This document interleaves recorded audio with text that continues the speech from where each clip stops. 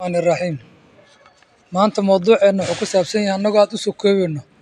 calaamadaha lagu garto qofka xaasidka ah ama qofka markaad horumar gaarto ama wax qabsata dhibsanayo oo aad laga yaabo inaad saaxiib ka dhigato asigana agtiisa aad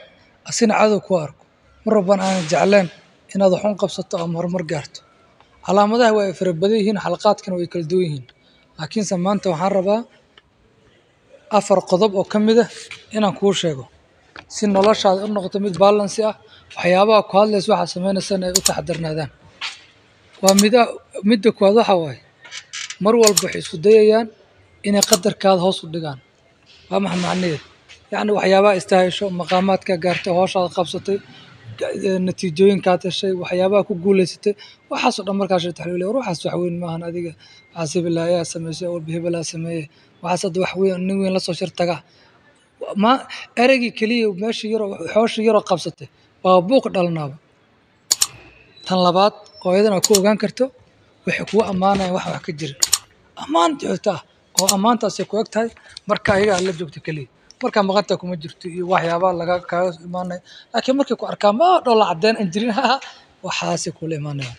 taasina waxay ka mid tahay calaamadaha ugu muhiimsan ee lagu ogaado tan saddexaad oo rabo inaan mowduucana kaga hadalno waxa waaye markaad horumar wax ku guulaysato ayagana waxay taxayaan waxyaabihii hore u qabsadeen oo kale tusaale ahaan oo kale imtixaanka darajo fiican hesha war meesha hambaliyo iyo war waa fiican tahay iyo saana adiga waxyaabo dhiirigelin ee kula imaanaya waxay ku leeyihiin aniba iblaayo sanadkaasaan sameeyey aniba kaasaan ka baxay aniba kaasaan ka yeelay aniba inta ka bax waqti taadiiba aad ku nafistaba ku hadasho dhan waa ku sameynayaan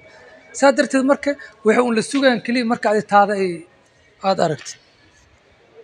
qodobka afraad anoo aad u soo koobayo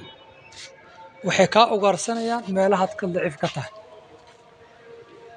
qofka bini'aadanka ah ilaahay baa subxaanahu watacaala dhammaystiran oo khaaliq ah laakiin makhluuqa qof walba meeloo daciif ka yahay raggu meelo daciifiin ka yihiin dumarka sidoo kale caruurta sidoo kale waayeelka sidoo kale nooc kastoo bulshada ah qof walba meel waxaa jirto oo aan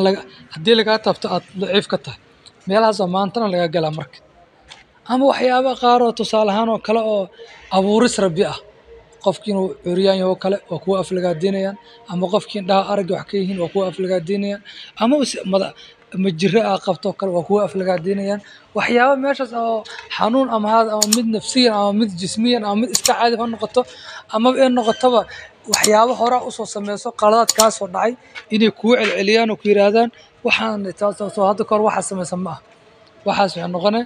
mar kasta waxay isku dayayaan meelaha aad ka lidatay waxyaabaha aad ka danqanayso inay kugula soo maraan muuqaalka xigo waan isugu imaan doonaa iyo qodobo kaloo xiisa leh insha allah